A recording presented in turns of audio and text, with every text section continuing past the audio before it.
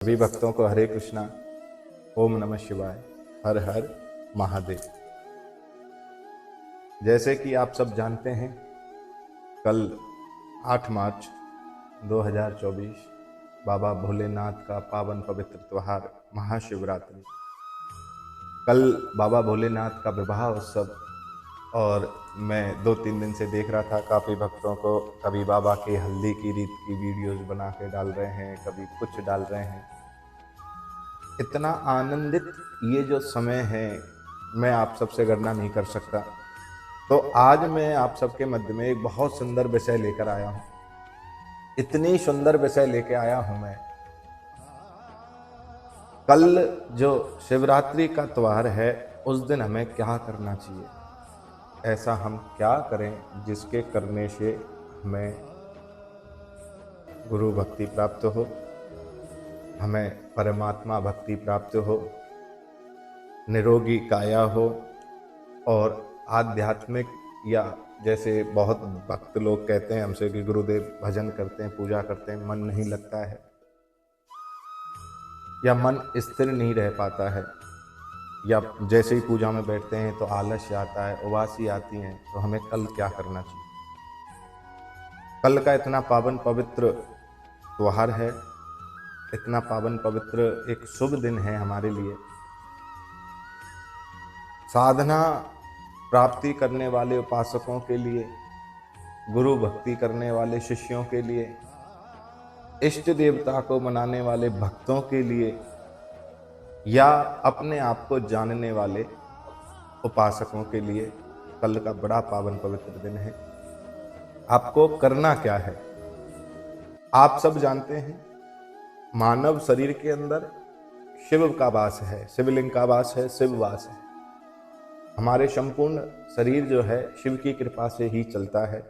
जैसे हर कथाओं के माध्यम भी मैंने बताया ना, हर श्वास श्वास पर जो है मेरे शिव का वास है। तो हमारे संपूर्ण शरीर में जो है एक कुंडली है, चक्र है, जिसको हम कुंडली जागृत कहते हैं। जो हमारे 7 चक्र हैं, वो चक्रों को कैसे जागृत कर सकें, या कौन से चक्र को जागृत करने से हमें क्या लाभ मिलता है। मैं संपूर्ण चक्रों के बारे में तो ज्ञान नहीं दे पाऊंगा आपको। अगर आप लोगों की इच्छा है तो नीचे इस वीडियो में कमेंट करके बताएंगे, तो अगली वीडियो में कुंडली जागृत के लिए जरूर बनाऊंगा। अभी विशेष कल के लिए चलते हैं। कल शिवरात्रि। शिवरात्रि का अर्थ क्या है? शिव की रात्रि, जो नॉर्मल सबको समझ में आता है। काफी भक्त व्रत करते हैं, सुबह सुबह बाबा की पूजा करते हैं, पर सत्यता क्या है कि शिव की रात्रि के समय पूजा की जानी चाहिए। 12 बजे से 4 बजे के बीच का जो समय है, वो बड़ा विशेष महत्वपूर्ण समय है। अगर आप लोग धन से परेशान हैं तो रात्रि के समय 12 बजे से 4 बजे के बीच में बाबा की उपासना करें, बाबा की भजन करें, बाबा की भक्ति में लीन रहें, बाबा को घी का दीपक लगा के उनकी आरती उतारें, भोलेनाथ के आगे अखंड दीपक प्रज्वलित करके रखें, तो उससे मेरे भोलेनाथ प्रसन्न होते हैं।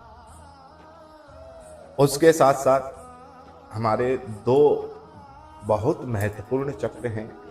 एक है आज्ञा चक्र, जो दोनों बाहों के नाक के बीचा बीच जो सेंटर होता है, इसको बोलते हैं हम आज्ञा चक्र। दूसरा चक्र है सहस्त्रसार। सहस्त्रसार चक्र होता है हमारे बिल्कुल सिर पर। अब उसको पता कैसे चले हमें कि ये सहस्त्रसार चक्र का स्थान कहाँ है, कैसे हमें अनुमान होगा? कुछ नहीं करना है। अपनी नासिका यानी कि नाक जो है, यहां से 4 उंगली ऐसे खड़ी करनी, फिर 4 उंगली ऐसे खड़ी करें, फिर उसके बाद में जो ये 4 उंगली खड़ी की है, फिर ये ऐसे खड़ी करें, और उसके बाद जो इस उंगली का लेवल है, इस लेवल को ऐसे लें। ऐसे लाने के बाद में जो यहाँ का सेंटर, यानी कि जैसे मेरा ये बना, ये जो सेंटर है, ये मेरा सहस्त्रसार चक्र है। ये नहीं होता है कहीं आप सोचें कि बीच का सेंटर ही है, किसी का कहीं भी आ सकता है, आगे भी आ सकता है, पीछे भी आ सकता है, बिल्कुल साइड में भी आ सकता है। आपको अनुमान ऐसे ही लगाना है कि ये सहस्त्रसार चक्र को ऐसे जाना जा सकता है, इस तरह से। आज्ञा चक्र, सहस्त्र सार जो चक्र है, इसके लिए आज की वीडियो हमारी विशेष महत्वपूर्ण है। किसी को साधना प्राप्त करनी है, आध्यात्मिक शक्तियों को प्राप्त करना है, पॉजिटिव एनर्जी को अपनी बॉडी में प्रवेश कराना है, नेगेटिव एनर्जी खत्म करनी है, तो कल रात्रि को 12 बजे से और 4 बजे के बीच में ये करना है। अब ये होगा कैसे? सर्वप्रथम हमारे शरीर में जो एक पॉइंट है जिसको बोलते हैं रीढ़ की हड्डी। मैं हर कथा में कहता हूं ना, what is the difference between you and animals, कि तुम में और पशुओं में अंतर क्या है। पशु की रीढ़ की हड्डी को मोड़ा गया है सी टाइप में, और इंसान की रीढ़ की हड्डी को बिल्कुल सीधा खड़ा किया है इस तरह से। हम बिल्कुल सीधे खड़े हो सकते हैं, पशु की रीढ़ की हड्डी को इस तरह से मोड़ दिया गया। अब हमें क्या करना चाहिए कि हमें अपनी रीढ़ की हड्डी को बिल्कुल सीधा खड़ा रखना है। यानी कि चाहे इस आसन में जैसे मैं बैठा हुआ हूं, इस आसन में बैठ जाए, चाहे जो है पैर पे ऊपर पैर रख के भी बैठ सकते हैं आप। तो आपको ऐसे बैठना है बिल्कुल 12 बजे से 4 बजे तक। 4 बजे तक जब आपको बैठना है, तो बैठने के साथ साथ बहुत व्यक्ति हैं या बहुत भक्त होंगे कि 4 घंटे को देख सोचकर शायद कल्पना ही ना करें ये सब करने की। तो जरूरी नहीं है कि आप 4 घंटे लगातार बैठें, मात्र आपको उस 4 घंटे में 7 बार बैठना है। कम से कम नहीं, 5-5 मिनट भी बैठ जाइए, गैप ले लेकर स्टेप बाय स्टेप बैठ सकते हैं। खुले आकाश में, मतलब छत पे नहीं हो, आकाश का संबंध आपके सिर से हो, सहस्त्रार चक्र से हो, और जब आप बैठे तो बिल्कुल सीधे होकर बैठिए, और सीधे होकर बैठने के बाद में ओम का उच्चारण कर सकते हैं, ओम नमः शिवाय पढ़ सकते हैं, या गुरु मंत्र का भी आप जप कर सकते हैं। आपको करना क्या है?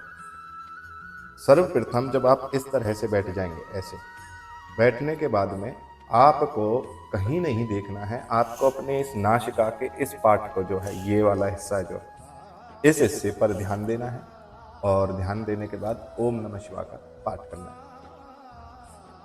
सबसे बड़ी समस्या एक आएगी, क्योंकि आप अगर पहली बार कर रहे हैं, जैसे हम हैं, हम तो करते रहते हैं, और मैं तो प्रतिदिन करता हूँ ये चीज़। तो जब कोई भी इंसान पहली बार करता है तो ध्यान भटकता है। अगर ध्यान भटक भी रहा है ना, तो भटकने दो उसको। आप ये चिंता मत करो कि अरे नहीं नहीं मेरा ध्यान भटक रहा है। अगर आप ये टेंशन और लेंगे तो वो कभी नहीं होगा। भटक रहा है, भटकने दो, घूम फिर के आएगा तो यहीं से भटका है ना। तो कोई भी व्यक्ति जब घर से निकलता है, सुबह से शाम घूमता है, तो आता तो यही।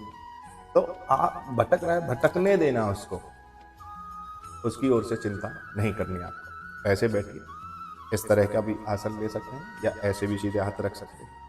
और बैठने के बाद में अब अपनी नासिका के इधर ऐसे, जैसे मैं ध्यान दे रहा हूँ इस तरह से, और मेरे साथ उच्चारण कर सकते हैं, या आप कोई भी मंत्र ओम नमः शिवाय या कुछ भी पढ़ सकते हैं, या गुरु मंत्र है जो आपका, वो भी जप कर सकते हैं। जैसे ऐसे बैठ गए हम, बैठने के बाद ऐसे नासिका को देखा, ओ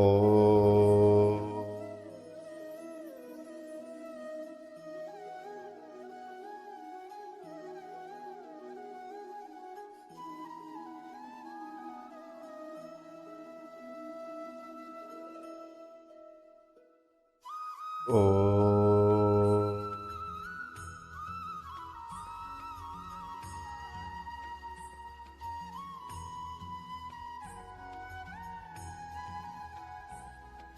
इस तरह से 5 मिनट ये क्रिया करनी है।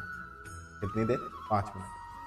5 मिनट ये क्रिया करने के बाद में आज्ञा चक्र पर पहुंचना है।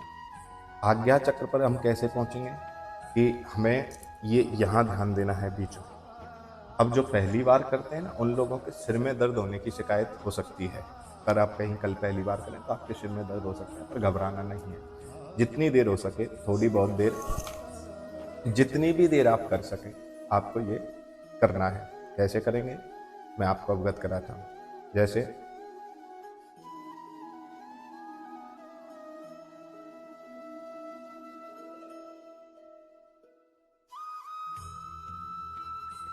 समझ में आए? यानी कि आपकी आंखें टर्न करनी चाहिए और आपका ध्यान यहाँ होना चाहिए। तो इस तरह से आप प्रैक्टिस करेंगे। आपको 5 मिनट ये करना है। इसी बीच में आप ओम का उच्चारण कर सकते हैं। अगर आप ओम के उच्चारण की वजह से ध्यान नहीं लगा पा रहे हैं तो आप कुछ नहीं कर सकते हैं, सिर्फ अपना एक पॉइंट पे ध्यान देना है आपको। उसके बाद तीसरा स्टेप है अपना सहस्त्रार चक्र। वो चक्र जैसे मैंने आपको बताया ऐसे नाप के अपना यहाँ आना है। तो आपको उस समय पर, हाँ, इसके साथ ये ध्यान रखना, आज्ञा चक्र पर अगर ना ध्यान लग पाए या वहां तक आप बार बार नहीं पहुंच पा रहे हैं तो आप सीधे सहस्त्रार चक्र पर भी कर सकते हैं। फिर उस सहस्त्रार चक्र पर आपको ऐसा महसूस करना है जैसे आपके इष्ट देवता बाबा भोलेनाथ, आपके गुरुदेव आपको आशीर्वाद दे रहे हैं, आपके बिल्कुल सिर के पास में खड़े हुए हैं, आपको लाड प्यार कर रहे हैं। और जैसे वो यहाँ आपके सिर को हिला रहे हैं या सिर को जो है हल्के हल्के हाथ से जो है आशीर्वाद तौर पे या ऐसे हाथ हाथ को फेर रहे हैं, तो आपको एक पॉजिटिविटी ऐसी महसूस होगी कि जैसे कुछ आ रहा है बॉडी के अंदर, और लगेगा आपको कि बॉडी के अंदर कुछ जा रहा है। तो उसको जैसे इसी अवस्था में आएंगे आप। इसी अवस्था में आने के बाद में सीधा अब ध्यान अपना जो है यहाँ पहुँचाना है आपको।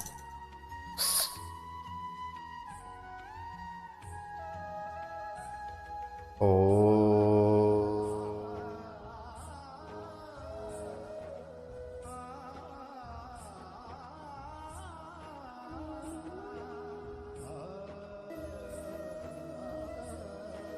इस तरह से ओम नहीं कर सकते हो मत करिएगा, कोई प्रॉब्लम वाली बात नहीं है। सीधा ध्यान यहाँ देना है।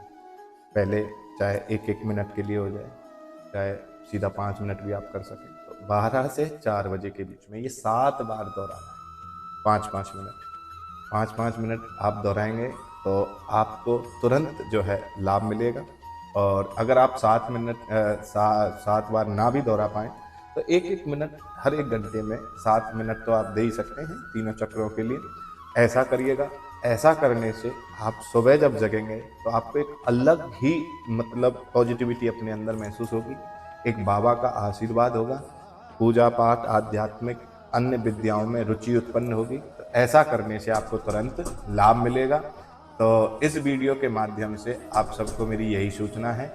हर हर महादेव, ओम नमः। अगर यह वीडियो आप सबको अच्छी लगी हो या इसके बारे में आप पूर्ण विस्तार से जानना चाहते हैं तो आप हमें संपर्क कर सकते हैं। हर हर महादेव।